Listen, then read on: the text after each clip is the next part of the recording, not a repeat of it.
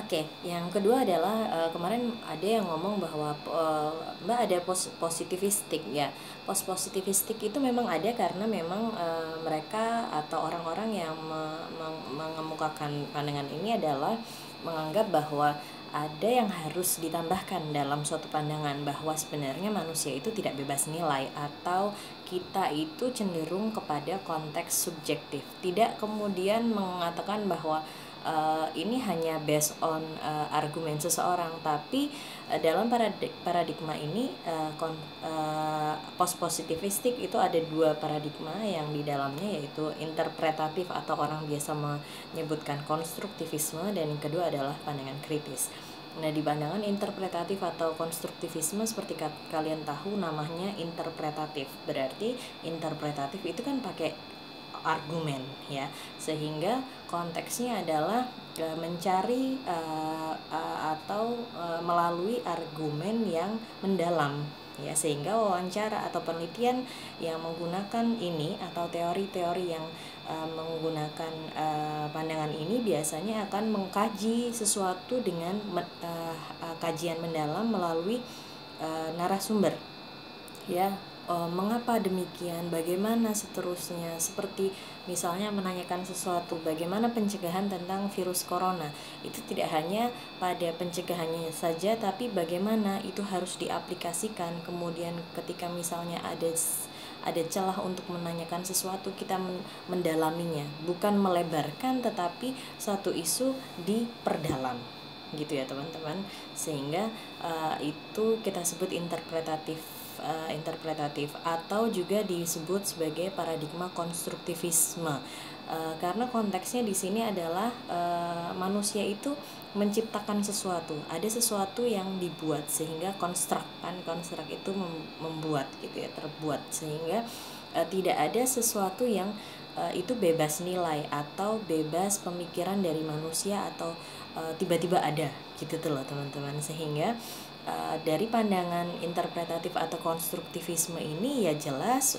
bahwa dikatakan bahwa orang yang ada kaitan orang yang mengkonstruk sesuatu, atau misalnya kayak gini, ketika kita ngomongin tentang virus corona, kita akan bahas kalau positivistik tadi harus ada datanya, realnya, berapa datanya, kenapa demikian, itu harus ada datanya nyata gitu.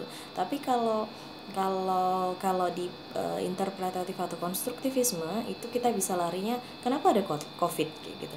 Oh, karena penyakit itu ada karena misalnya perilaku manusia. Kan apa perilaku manusia yang menyebabkan itu? Dikejar mendalam.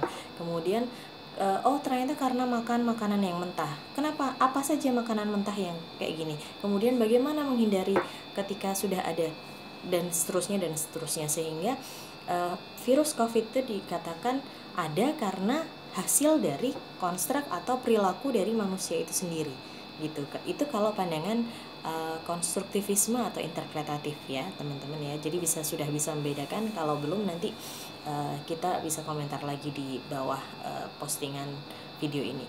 Kemudian yang selanjutnya, dari contoh yang tadi tentang penggunaan artis Korea sebagai brand ambassador untuk meningkatkan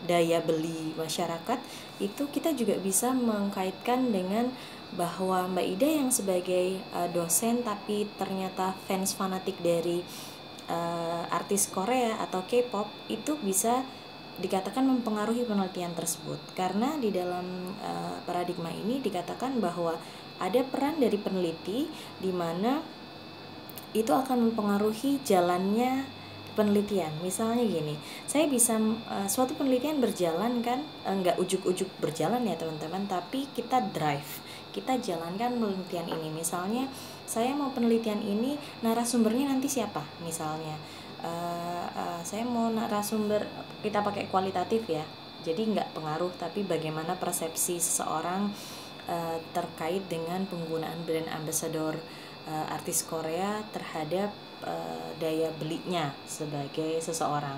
Nah, saya memilih beberapa narasumber dengan berbagai variasi. Misalnya yang satu adalah oh Mbak Ida mau narasumberku variatif, ada yang pecinta K-pop, ada yang bahkan nggak tahu, atau bahkan misalnya biasa aja. Nah, itu ada beberapa orang yang biasa aja, ada beberapa orang yang seperti yang pecinta fanatik, ada yang misalnya sama sekali tidak tahu. Nah, itu kita lakukan uji penelitian atau wawancara mendalam terhadap ketiga kategori ini. Nah, otomatis dengan ini kan temuannya akan based on apa yang kita sudah create, ya. Jadi ada, oh nanti aku hasilnya bisa kita lihat bahwa hasilnya nanti variatif, karena ini pun variatif, sehingga dalam konstruktivisme ya benar-benar pandangan ini adalah pandangan yang ada kepentingan dan tidak bebas nilai, sehingga dikatakan dalam tanda kutip subjektif, ya. Tapi pandangan ini dikatakan valid karena interpretatif, bisa dikuatkan melalui pernyataan narasumber secara mendalam, gitu ya teman-teman ya. Kalau ada pertanyaan kita bisa bahas selanjutnya. Oke,